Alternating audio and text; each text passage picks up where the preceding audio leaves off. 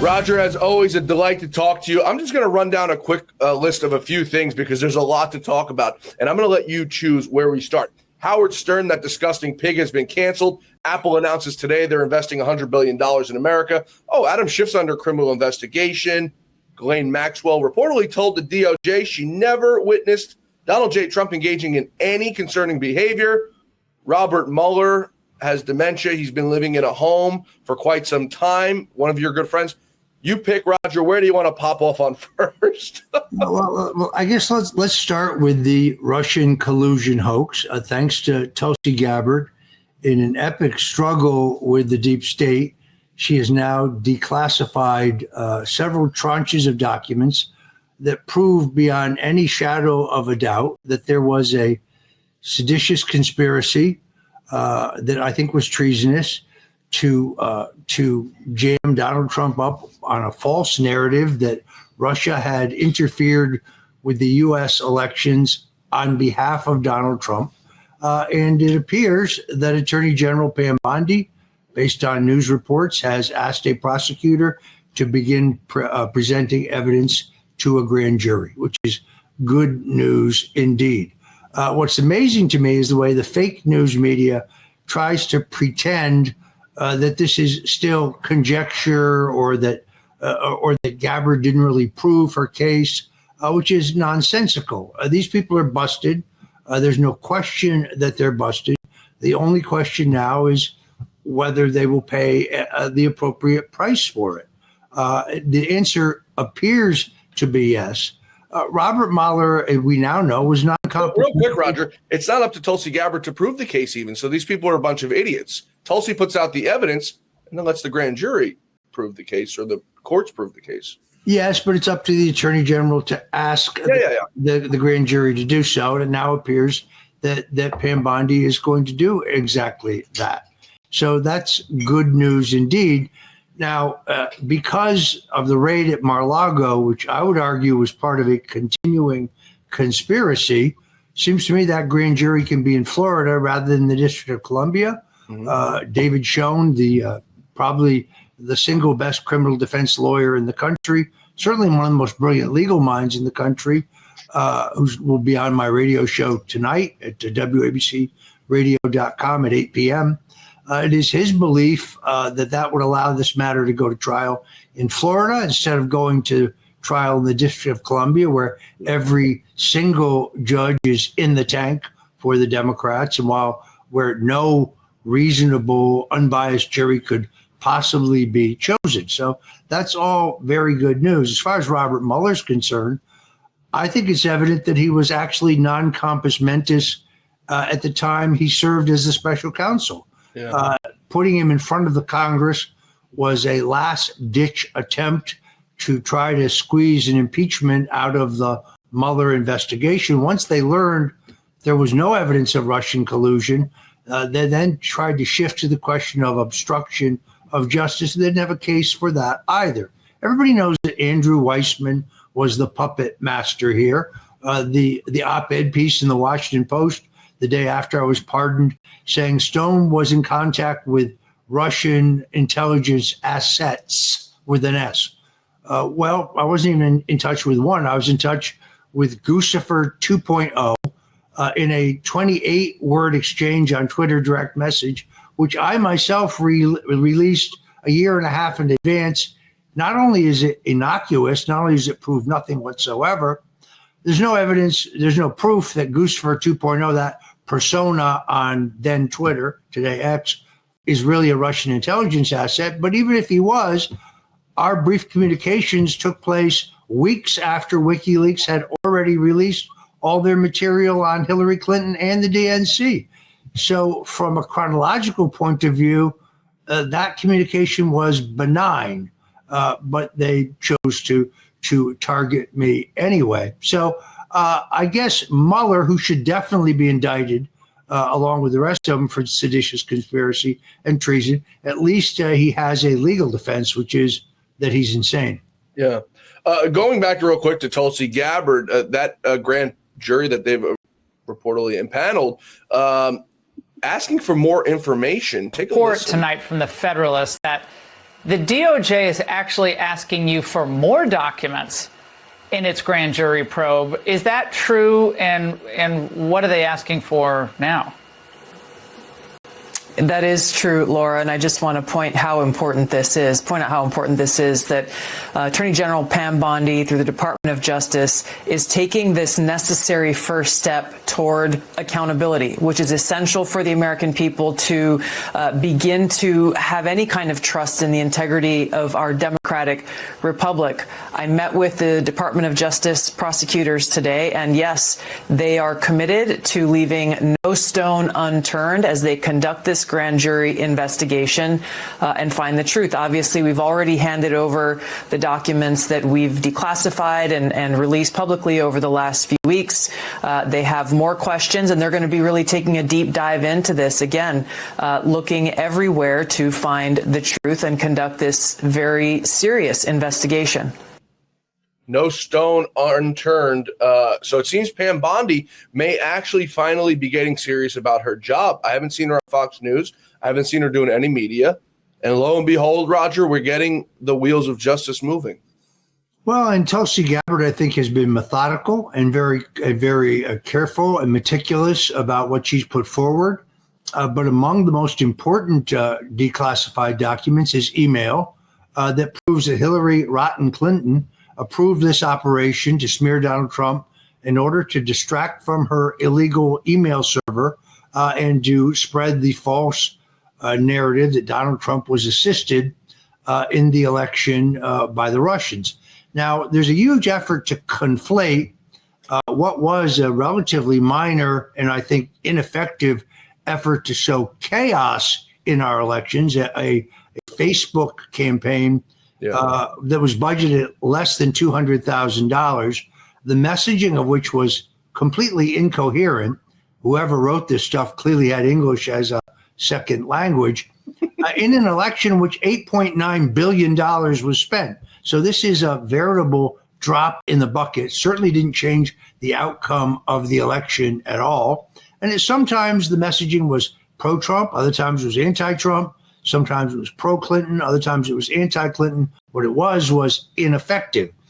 But people like Mark Warner, who is the disgrace that is a U.S. Senator from Virginia, tried desperately to conflate that question with whether the Russians sought to help or assist Donald Trump in the election. Of course, there is no evidence to that effect whatsoever.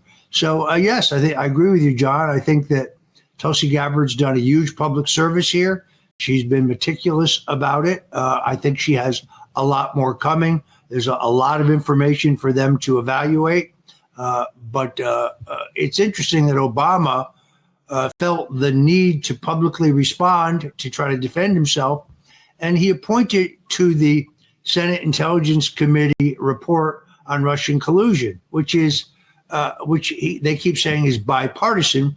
Technically true. There were 3 Trump-hating Republicans on the committee at that time. And I can tell you that report is a steaming pile of bullshit. There are 5 different references to me in it. Every one of them is a cut and paste from the Huffington Post. In other words, it's a collection of accusations, but it involves no evidence or no actual proof of those accusations. And that's true of the entire report. The funny thing to me, Roger, is Russia had more dirt on Hillary Clinton than they had on Donald Trump. And if they were so in the bag for Donald Trump or Donald Trump winning, they would have come out in October, just before the election, with a surprise, just as the Access Hollywood tape somehow came out, just a few hours, metaphorically, before the election. Russia had all this information on Hillary, that she had to be given tranquilizers, that she was bipolar, that her health was absolutely horrible. All these things flawed with her. If Russia was so in bed with Donald Trump, if Russia was so in bed with Roger Stone, why wouldn't they drop this thing at the 11th hour to absolutely try to obliterate Hillary Clinton? Yeah, you raise an excellent question. Actually, the Clinton campaign actually attacked me in a press release by name, saying that I had raised questions about Hillary Clinton's health in connection with my right-wing allies. Well, I mean, we now know that there were very serious questions about her health.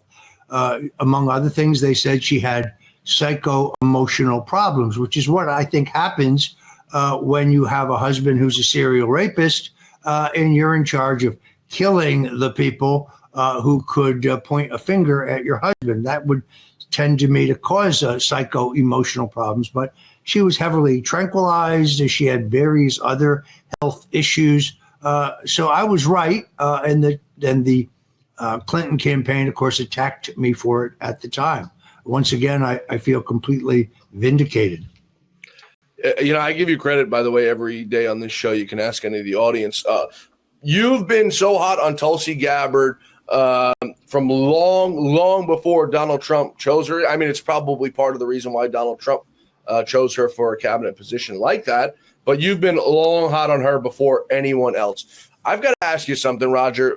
I was talking at great depth yesterday with Lou's wife, great woman, Debbie, and we were talking about Seth Rich because Fox News got sued over Seth Rich because Lou Dobbs went on air and wanted to know how Seth Rich was killed. He wasn't robbed. He was murdered in the middle of the night. Nothing was taken from him. How can we get this message to Tulsi, to Cash, to anybody in the DOJ who listens? Because if you uncover what happened with Seth Rich, you uncover this whole entire Russia collusion hoax and everything that went on inside the DNC. I think it's such an integral part that's being overlooked by so many people. Well, as you probably know, it was in my trial that the FBI admitted that they had never inspected the computer servers of the DNC. Mm-hmm. They relied entirely on a third-party company called CrowdStrikes. Yep. CrowdStrikes had allegedly produced a report that supposedly showed that the DNC had been the target of an online hack by Russian intelligence. But then Sean Henry, who was the CEO of CrowdStrikes, who just happened to have been a deputy to Robert Mueller at the FBI, testified under oath to the House Intelligence Committee that his report actually included no such proof. Now, I wanted to bring Bill Binney, the former counterintelligence IT expert for the CIA, to my trial as a witness to produce not only expert testimony, but also to present forensic evidence that would have proved that there was no online hack and that due to the download times of the information that was purloined, that they had been downloaded to some kind of a portable drive and taken out the back door, most likely by Seth Rich. We clearly have a cover up here in which the FBI tells us they can't find his computers. The security camera footage from the last establishment he left before his death seems to be missing. The lawyer Ty Clevenger has fought now for years to get to the bottom of this case. But as you correctly point out, if you make any assertion about his death, his parents will immediately sue you. Now, that is a change in their position. His father initially said that he was not the target of a robbery, pointing out that his wallet, his cell phone, his jewelry, his cash was all intact. But then once the DNC hired a crisis communications spokesman for the family, they very quickly changed their tune. I'm hopeful that Kash Patel and Tulsi Gabbard will get to the bottom of this. I notice it is floating back up on social media. People are asking legitimate questions about it. But hopefully we'll get to the truth of the matter here through some of these declassified documents. Yeah, to me, it was such a shame. I mean, I just started at Fox News, and I'd come in and depositions are about to happen. And then midnight one night, I got an email that said no more depositions in the Seth Rich case, which to me said that there's a settlement made. Now, I don't know what the number was, but it was mid into the seven figures, I'd have to imagine. By the way, I just texted Ty Clevenger. I know Ty very well, a good friend of mine. He's been fighting Roger for like 5 years. Okay, the FBI had said, we have the computer, and then they said that we don't have the computer, that we have it, we don't have it, we have the contents of it, we don't have the contents of it. The FBI was ordered to turn the computer over to Ty years ago. They still haven't turned it over. What can they buy? It's got to be a lot more than just this guy taking files from the DNC and giving it to Julian Assange. there's got to be something far deeper than that they're not releasing this, in my opinion. What about you? Well, certainly there proof exists from the material that WikiLeaks did publish that they had to rig the process against Bernie Sanders. Yeah, of For course. a year prior to his running for the Democrat nomination, was not even a Democrat. He was an independent elected as a socialist. So they had to cheat to beat him. By the way, who won the California Democrat primary in 2016? The answer is we don't know because they've never released a vote count. That tells me that Bernie Sanders likely defeated Hillary Clinton. So I think it was much greater than just the falsity of the Russian collusion hoax. I think it was the rigging of the nomination for Hillary Clinton and a number of John Podesta's emails, which have been authenticated and which I did not have in advance of their release, are extremely suspicious, where he talks about making an example of someone. So hopefully we'll get to the bottom of this now that we have honest people as the head of the FBI and somebody honest as the director of intelligence. Hopefully we'll get to the bottom of this very soon. Do you find it odd? This is something I can't fathom. There's very few things that boggle my mind, but when they boggle my mind, they keep boggling, Roger, and I can't get past it. Are these guys the worst criminals in history? And I'm talking about the John Brennans. These people, Roger, were literally keeping notes saying what they were going to do, what time they were going to do it, and how they were going to do it. These notes then got saved, stored in the FBI headquarters, which are now found. I mean, does that make any sense to you? If you're going to commit a crime, Roger, are you writing it down? Well, but John, you have to admit, to date, they've gotten away with it, with the complicity of the fake news media, who's right back at it again. I mean, first of all, Tulsi Gabbard's bombshell revelations largely go uncovered by the three major networks trying to pretend like they never happened, not to mention CNN. So they may be stupid criminals. They may be the Keystone Cops, but they've gotten away with it so far.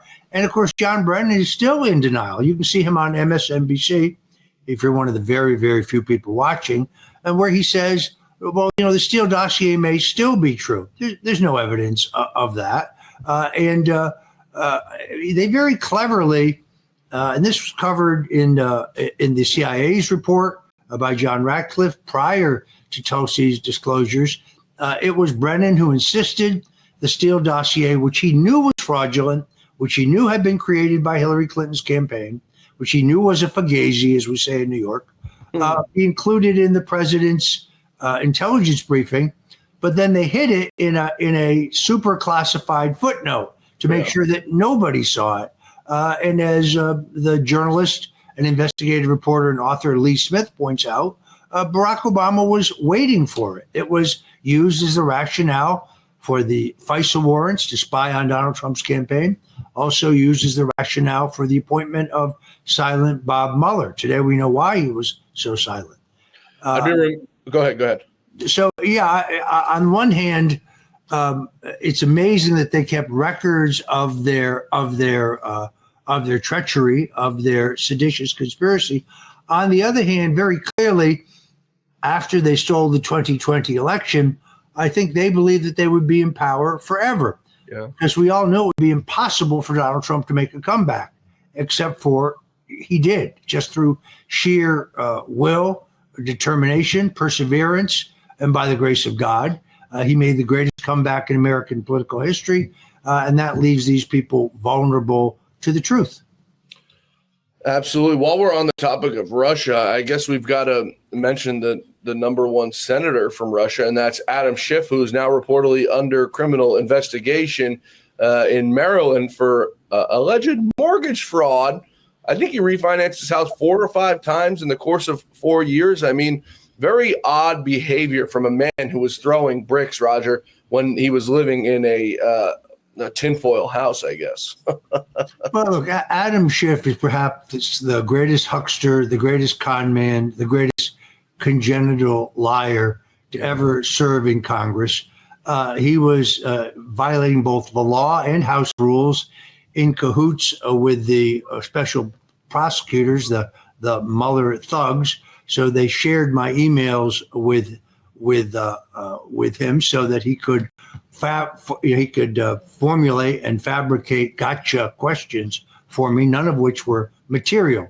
Very clever. But in this case, his defense is that Donald Trump is upset, Schiff says, because he owns two homes. No, the problem here is that he declared both his condominium in Burbank, California, and his home in suburban Maryland. He declared both of them as his principal legal residence. Yeah. That got him a tax break that he was not entitled to in both states, also got him a lower mortgage rate and a lower insurance rate. That is, by the way, a felony. If you or I did that, we'd be prosecuted. So he's busted. I saw that report last night. There was evidently a referral from William Pulte at the Federal Home Finance Agency, whose fraud unit discovered this illegality and referred it to the Department of Justice. Hopefully, if we don't have a two-tier justice system, Adam Schiff will be prosecuted. But I think you and I both realize his problems are much, much bigger than that.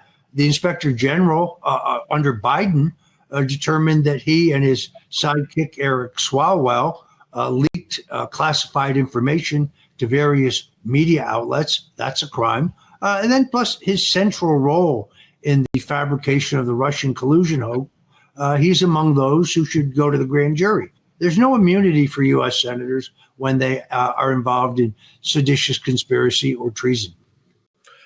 Going back to Mueller real quick, did you ever meet with Mueller personally?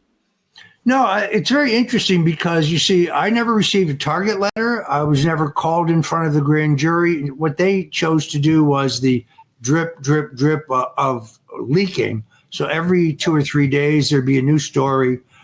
Stone in Mueller's crosshairs. The noose tightens around Stone's neck.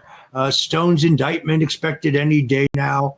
But I never received any formal confirmation that I was under investigation. And then when I was pardoned, Robert Mueller and Andrew Weissman concocted this op-ed for the Washington Post. And Weissman says, Stone can still be taken in front of the grand jury. Well, you had 3 years to take me before the grand jury, but you never did. You chose this terror campaign to try to pressure me because ultimately, as you know, what they really wanted was for me to testify falsely against President Trump, which, of course, I refused to do. Robert Mueller has a very checkered past, to say the least. He is, as you know, the person who took the Iranian samples over to Russia so that the Russians could inspect them prior to their purchase of about 80% of the enriched uranium in the United States. By the way, that's according to the New York Times. So that's not exactly a right-wing news outlet. I think he's deeply involved in the cover-up of 9/11. He was the FBI director when there were reports of men in North Florida going to a flight school intently interested in how to take off a plane, but having very little interest in learning how to land one. But they only investigated after the attack on America on 9/11. And therefore, they missed an opportunity, one, I think, of several, if you listen to former Congressman Kurt Weldon, to prevent that horrific event on 9/11. Yeah, very, very valiant points. A man with a very checkered past, I think, says the least. Absolutely horrendous. Before we wrap up, Roger, I've got to get your take on something. I sent you over something yesterday that I found was rather interesting. We're going to put it up here on the screen for the audience. It was a picture that came out of a photo inside of Jeffrey Epstein's home. And by the way, as I mentioned at the top of the show, Ghislaine Maxwell told the DOJ she did not witness anything inappropriate from Donald Trump engaging in any inappropriate activities in her time with him. And they're reportedly now looking at releasing the evidence. So I sent this to you. I thought it was Bill Gates. It's going back and forth if it's Bill Gates or Woody Allen. Whoever it is, if it's Bill or Woody, why would Jeffrey Epstein have a picture of Steve Bannon with whoever the said other is on his mantle? Well, it's very clear, according to the New York Post, and also according to former Bannon aide Sam Nunberg, that Bannon had become a fixture at Jeffrey Epstein's New York apartment, his New York home, after he was fired by Donald Trump, and that Epstein was supposed to finance Steve Bannon's various political projects. We also have the reports that Bannon was coaching Epstein in preparation for a 60 Minutes interview that ended up being canceled, but that Bannon was trying to coach Epstein on how to come across as less threatening, more friendly, and to how to deflect the questions about child sex trafficking by saying, well, some of the women I've been seen with, they may appear young, but they were all of age, which of course we now know was not true. And then, of course, there's the 15 hours of videotape that Steve Bannon recorded with Jeffrey Epstein that he has yet to release. So their relationship is very curious. We also know that Bannon visited Epstein not just in his New York home, but also visited him at his Paris apartment. So I've called on him, as have others, to release that footage and to clarify his relationship with Jeffrey Epstein. Now, look, a lot of people keep saying to me online, what's your beef with Steve Bannon? My beef is very, very clear. He went to the House Intelligence Committee. He testified under oath, as I did. He was specifically asked, did you ever discuss WikiLeaks, Julian Assange, or these allegedly stolen emails with Roger Stone? And he said, no, never. Asked by Adam Schiff on no occasion, he said, no, never. Now, he was a surprise witness for Robert Mueller and the government at my trial. He swept into the courtroom all in black, kind of like a fat Johnny Cash, and he was on the stand. He's asked the exact same question. Did you ever discuss WikiLeaks, Julian Assange, or these allegedly stolen emails with Roger Stone? He said, yes. Stone brought it up in every phone conversation we had in 2016. And then to put icing on the cake, he said, I considered Stone our access point to WikiLeaks.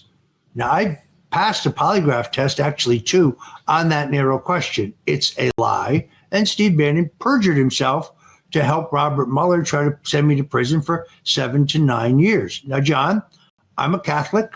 I'm a believer. I take seriously the part of the Bible that tells us that we should forgive those who have trespassed against us. So I have forgiven him, but I have not forgotten.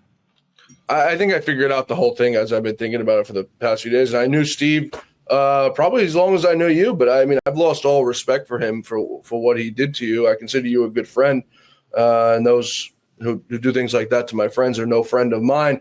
What I boiled it down to, talking with someone very high in D.C., is that it's a jealousy thing. You've been a long confidant and friend of President Trump for a very, very long time. You've had his ear for a very long time, and you still do. Steve was kicked out of the White House like a dog by him. So I think I see where the issue is. To me, it boils down to a jealousy thing. Do you think Steve works for a higher power? I think Steve works for money, and I think he's desperate to find money. I think that's what he was looking for with Jeffrey Epstein. What I really don't understand is the total lack of hygiene. That part really vexes me. I mean, I don't understand his aversion to hot water and soap. It just doesn't make much sense. But by higher power, I meant, do you believe he works for CIA, FBI? Is he an informant? I mean, I've been told that by many people. I don't know. So I don't know either. Roger Stone, always a pleasure. Who's your guest tonight on the Stone Zone? What time and where? David Schoen, the criminal defense lawyer who defended President Donald Trump, is going to talk about whether there are circumstances under which Barack Obama can be prosecuted. And there's another important question, John. You may remember that President Trump brought a civil suit in Miami, laying out the entire Russian collusion hoax. A Clinton judge by the name of Middleton not only threw out the lawsuit, but he fined Donald Trump and his lawyer, Alina Habba, $1 million apiece, saying that the lawsuit was frivolous. What happens to that lawsuit now that everything in the suit has been proven to be absolutely true? We're going to focus on that question tonight. Folks can tune in by going to WABCradio.com at 8 o'clock p.m. Eastern Time. That's WABCradio.com tonight at 8 p.m. Eastern Time. And go by the Stone Zone, stonezone.com. I have a new piece put up that I just finished about why I believe that Barack Obama can be prosecuted for seditious conspiracy and treason in the Russian collusion hoax. Let's get you out of here, Roger. I got Enrique yelling at me on the phone that you've got to go. TheStoneZone.com. You catch Roger tonight, 8 p.m. Roger, we'll see you next week, my friend. Thanks, John. God bless you. Thanks to Roger Stone, folks, and thank you all for being with us today here on The Great America Show. We hope we'll see you back here tomorrow for The Great America Show, where our quest for truth, justice, and the American way continues. We'll meet you back here, same time, same place. Till then, may God bless you, may God bless America, and may God bless the great Lou Dobbs. Have a great night, everybody.